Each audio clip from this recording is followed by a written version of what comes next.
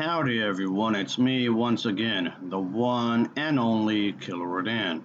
And today, as you can see, I'm still continuing my Disney movie marathon where we talk about the movies, of course, TV shows, merchandising, I don't know, whatever the case may be. If it's related to Disney in any shape or form, then yes, of course, we'll talk about it.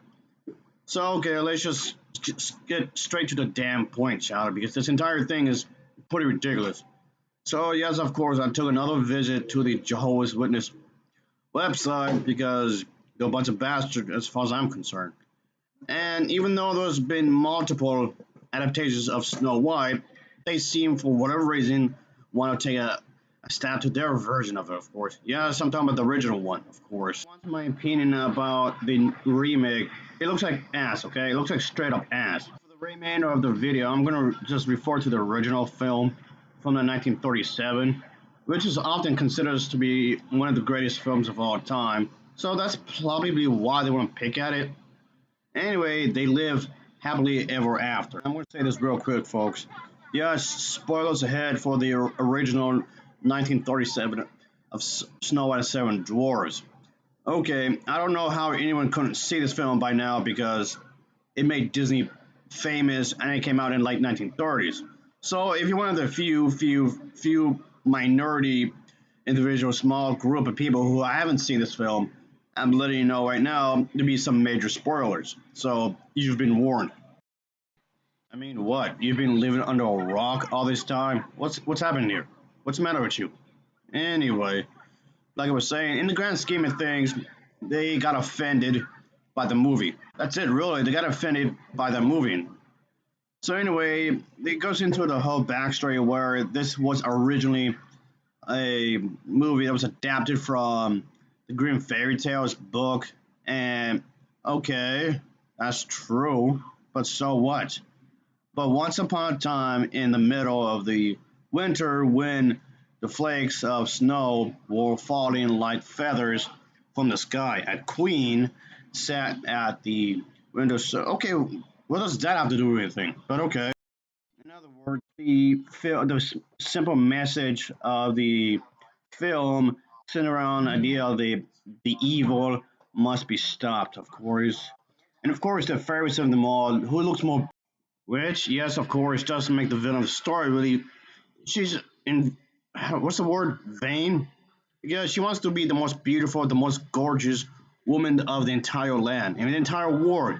She wants to be the most. She wants to be the most beautiful. Maybe to some extent, that doesn't necessarily have to be a bad thing, but what she does here, she goes too far. It makes her really arrogant when you think about it, because it goes to the point where she wants Snow White herself dead. Because look, she viewed her to be more pure than she is. Even though Snow White herself, she's trying to be the most nicest person ever, and of course, she wants to treat the little dwarves like okay, they might be shorter than she is, they might look different, but she didn't treat them no different. She still viewed them as people, which is really nice, and it just makes the queen character psychotic. And yes, the whole idea at the end of the movie where she pretty much gets swept away by Prince Charming and all that. None of this was achieved through any of the Jehovah's Witnesses belief system at all. Not a single word. Well, technically, Snow White herself did do a prayer, but it was in the Christian version. We're one of many Christian versions, but there's also Pentagon, Christianity, Methodist, Baptist, Catholics. Even Catholics have their own subsets because you're going to go to Roman Catholic or the Scottish Catholic, so on and so forth. There's like many denominations of Christianity and Catholicism as well.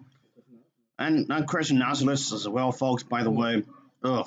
Anyway, point being is that the Jehovah's Witnesses are basically another branch of Christianity. Since the Snow White film does not specify their belief system, how dare you? But anyway, so of course they're trying to use thinking the children argument. The children must not be brainwashed. And yes, the whole thing with the poisonous apple, that's in the movie where the queen character was trying to kill Snow White. And yes, that could be a source of conflict with the whole beauty thing I just mentioned earlier, folks. It's enough for the evil character to want to kill her, which, yes, makes her a crazy person when you think about it. And yes, of course, Snow White herself being the non-assuming type of person, it's like, oh, okay, ooh, an apple, I guess I'll eat it. And of course, she's supposed to be like the one of the sweetest, most kindest people I've ever met, just purely good and whatnot. But here's the thing, though. Okay, even if the movie ends in a more depressing way, let's just say she does succeed and kill her off and nothing happens. This still proves the fact that the Queen character is mentally insane. She's nuts. Of course, this article never explains at all. They don't talk about the aspect of the character at all. It's a logical fallacy when you think about it, but okay, whatever. They're just trying to make up lies and just project their own stuff into it. Anyway, and in the final words, we have the clue to childhood and sometimes adult, some kind of, you know, really, really enjoying the fairy tales. This kind of thing that many people would yearn for a happy ending, to live happily ever after. Many people want that actually, but okay. But so what? So a lot of filmmakers will go into this. Big deal. And okay, I know what they're trying to get at here. They're trying to spread. Maybe you're doubtful. Maybe you're feeling doubtful here. Can you really achieve true happiness ever after? Maybe you have doubt, some kind of doubt that you have enjoyed in these movies. How does it make you feel happy? What is true happiness? Because it's a fantasy movie, and that's the thing. It's a fantasy movie, and that's the plan for them. And according to them, the only way you can achieve true and only happiness is through Jehovah, which of course is a complete lie. But to what extent these films, like Snow White and Seven Dwarfs, succeed in communicating happiness? Doubtful you have enjoyed this type of entertainment. Did you really feel happy? What is true happiness? Only a fleeting emotion based on fantasy? Is it everlasting happiness possible and whatnot? Then the third article of this series of film technician will tell you that a story in the search is for true happiness. So I'm a little confused here. And yes, I did try to look for more of the Snow White stuff that they talked about. But basically, they just found this character threatening because nothing in the film ever spoke about the Jehovah's Witnesses. And that fact alone is a threat to their religion somehow because nothing here in the film is ever mentioned, at least their specific version of the Bible is not mentioned in the film. And like I said, she does the whole praying thing, but that's about it, really. But that could have easily been applied to literally any version of the Bible. It's just the fact that she didn't mention Jehovah. Their God is called Jehovah. And just the fact that he's not mentioned in such a way, they found it threatening. So allegedly, the Jehovah's Witnesses are a happy bunch. They just want to reach true happiness in the kingdom of Jehovah, and their paradise is supposed to be like the greatest thing ever.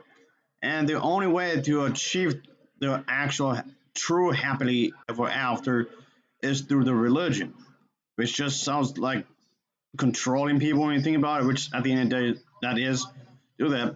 They're trying to do that, control everybody. And they believe that the entire world, yes, as in the entire planet, is going to be destroyed through Armageddon. I mean, I could go more into this, but I'm just going to get to the point here. Ultimately, what I'm trying to say is fear mongering. And they would just say that, oh, I'm just trying to help you. I'm just trying to save you because I love you, and I love you because Jesus loved you. And in other words, it's just gaslighting. Oh no, it's just that you don't understand. You have to understand what Jehovah wants to help you and all that jazz. Just seems like a form of gaslighting when you think about it. Yeah, just stop lying so much. Stop lying. You're so lying right. Anyway, thanks for watching, folks. See ya later. Thanks for watching. Oh yeah.